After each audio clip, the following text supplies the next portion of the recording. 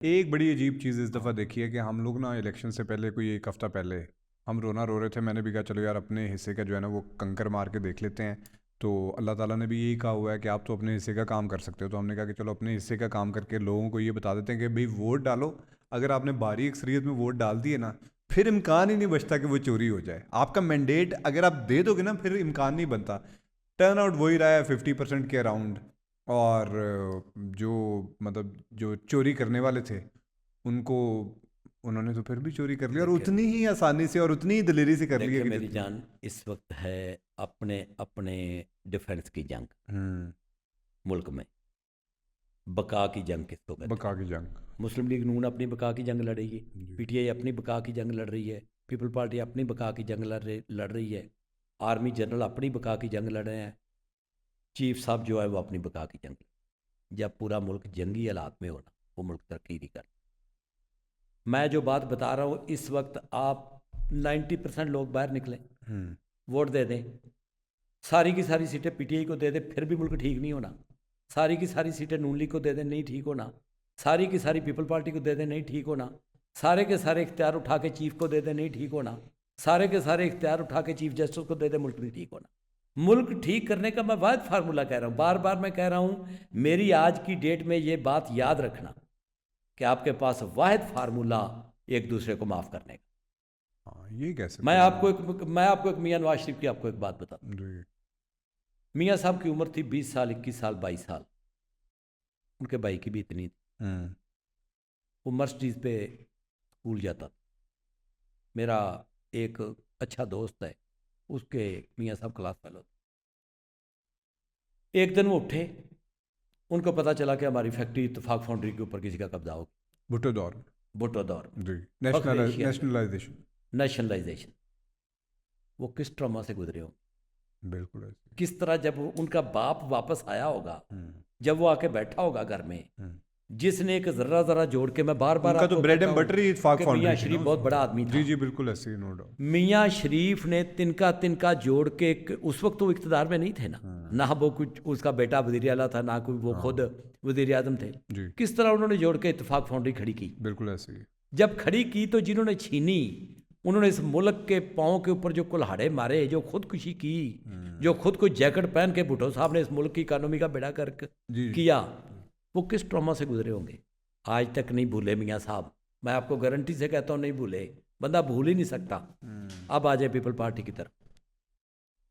भुट्टो को फांसी लगाई, किसी ने भी लगाई, छोड़ दें आप। भुट्टो को फांसी लगाई, किस ट्रॉमा से गुजरी पीपल पार्टी, क्या वो नहीं, भूल जाएंगे? नहीं भूल सकते। नहीं भूल हो ही सकते। नहीं सकता। अब आ जाए इमरान खान की तरफ। अपने आप को उनकी जगह पे रख के देखें ना, अब आ बोलें। जाए इमरान खान की तरफ। गोली लगी, कातलाना हमला हुआ, जेल में रहे, मारे खाई। मारे खाई, हाँ। पूरे मुल्क पे क्रैकडाउन हुआ, इद्दत तक का केस, उसकी बीवी के किरदार को उसके बेडरूम हाँ। तक पहुंच गए। जी जी जी। वो भूल सकता है? नहीं भूल सकते। अब आ जाए आर्मी जनरलों की तरफ। हम्म। 71 में जो आर्मी के साथ हुआ है, हम्म। वो कहते हैं सियासतदानों ने किया, सियासतदान। सियासतदान कह रहे हैं उन्होंने किया। हम्म। अब 84 में आपकी सियाचिन के ऊपर कब्जा हो गया, हम्म। नफसियाती तौर पे आप डैमेज हो जाते हो। 65 की जंग आपको बंद करवाना पड़ी, भुट्टो ने लगवाई थी अमेरिका के कहने पे, आपके मुल्क को बर्बाद करने के लिए। सबसे बड़ा जो मुल्क का नुकसान हुआ उस जंग की वजह से हुआ। 98 में आपने एक आखिरी कोशिश करके देखी कि हम अपना करगिल से हम अपना कश्मीर वापस नहीं ले सके। एक इंच ज़मीन आप जिंदगी भर नहीं ले सके, जख्मी है उनके दिल, वो भी ट्रॉमेटाइज्ड। वो भी बिल्कुल ऐसे। उसी मुसीबत में पकड़े हुए। हम्म।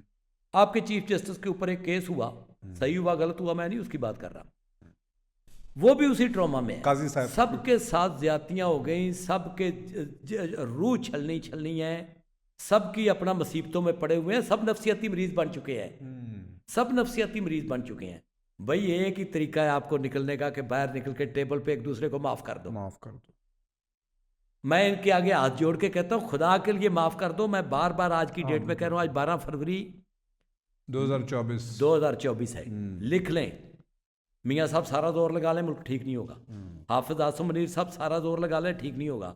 काजी फैदी साहब इमरान खान लगाने साहब के- सारा जोर सारा लगाने तो के लगाना नहीं लिए। होगा, क्योंकि नहीं होगा। इमरान खान साहब ने जब निकलना है तो उन्होंने कहना है अब मैं सबके ऊपर जो है ना वो आर्टिकल 6 और लगाऊंगा। भाई जो भी मैं कहता हूँ कि नहीं ठीक होगा, माफ़ी देने के अलावा आपके पास दूसरा ऑप्शन नहीं है मुल्क को उठाने के लिए। हाँ, आप कहो कि आप अपनी अपनी अना को अपनी अपनी अना अपने आपने बचानी या बचा लेंगे, वो तो फिर कर ही मियाँ साहब अपनी बचा लें, जरदारी साहब अपनी बचा लें। आज मियाँ साहब खुश हो रहे हैं, कल इमरान खान निकलेगा वो खुश हो रहा होगा। ये सबके ये सैलाब सबके दरवाजे तक आएगा। The Lord like जिस हद तक आपने कर दिया है, जी। ये बेड़ागर कर दिया मुल्क का, लॉ एंड ऑर्डर की सूरत हाल जिस हद तक ख़राब कर दी है कि सिक्योरिटी एजेंसियां किसी भी शरीफ आदमी के घर में बगैर बताए आ जाएं, उसके बेटे को उठाएं, बेटी को उठाएं, जिसको मर्जी उठाएं ले जाएं।